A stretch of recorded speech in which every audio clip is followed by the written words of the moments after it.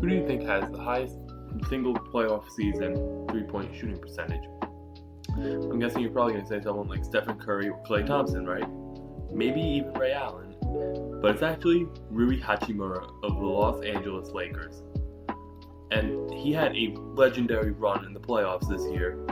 Although they didn't make it past the OKC Thunder, they got swept in 4 games, which may lead to this run being forgotten. But I want to take a closer look at this run to see just how historic this was, because he wasn't just making shots when he got the ball. Rui had a 56.9% clip from 3, which is unheard of even in today's era, where the goal is to stretch the floor and either get a 3-pointer or take a layup. Even 2016 Stephen Curry, who kind of sparked that whole scheme that everybody tries to replicate today, he had about 40% from 3. Now, I'm not going to try and pretend that Rui Hachimura is better than Stephen Curry. Stephen Curry is the best 3-point shooter the league has ever seen. He was pulling shots from the logo like he was playing 2K before that was a thing. But this just goes to show that he was doing remarkable things from the arc every single game, because he had high volume in most games, and he was shooting the ball well during the regular season. He shot about 44%, but nothing like what we were about to see when the playoffs began. Now, before we talk about the playoff run, we need to talk about the regular season just to kind of set the stage. Going into the playoffs, he had about 11.5 points per game, which wasn't anything to write home about, but he was doing his job. He was efficient.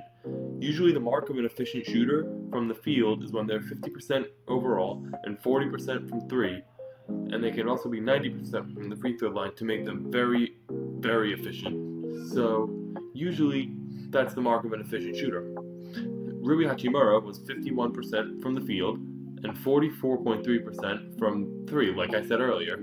So he was efficient when he actually got the ball and took the shot. In November, he started to find a good rhythm. He had multiple 20-point outings and only 2 games where he scored less than 10. One of them was against the Hawks, where he had 8, and 6 against the Utah Jazz, where he also had 6 rebounds to go with it. So, not great, but he was starting to find some rhythm. Something worth noting, once we get into the playoffs, Luka Doncic missed the entirety of the playoff run with a torn hamstring, and Austin Reeves wouldn't return until Game 5 against the Houston Rockets when he injured an oblique. So, going into this run, you had an MVP finalist who was averaging 34 points per game, and also top 3 in assists, just not playing. And don't even get me started on DeAndre Ayton, man.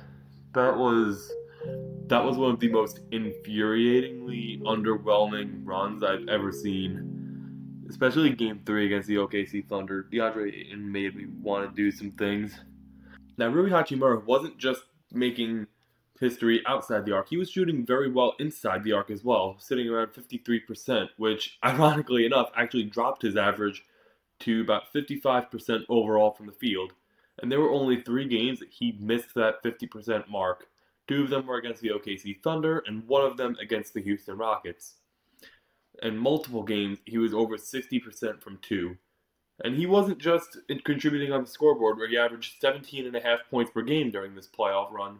He also had 2 blocks and 3 steals in Game 1 to set the tone for the whole Houston series. And these shots started at a little bit of a lower volume. He went 2 of 4 from deep in Game 1. But then it started to kick up a little bit, 3-6 in Game 2. And so he was still maintaining a 50% average from 3. Which on its own would be impressive, but how long could he keep this up? It turns out he was going to keep this up as long as he was on the floor. And there were only 3 games that he would attempt less than 6 threes. Game 1, like I said before, where he went 2 of 4. Game 5 and Game 4, where he shot 2 for 3.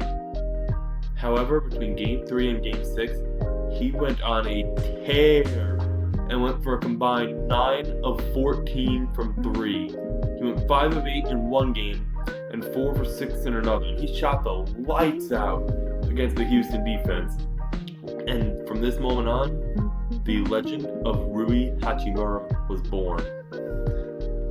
Now, unfortunately, as we know today, where the NBA Finals are starting soon, the OKC Thunder would advance to the conference finals, And as of recording, Game 7 is still yet to happen. And even though they would fall to the evil empire of the NBA, known as the Oklahoma City Thunder, it wasn't because of Rui Hachimura, who attempted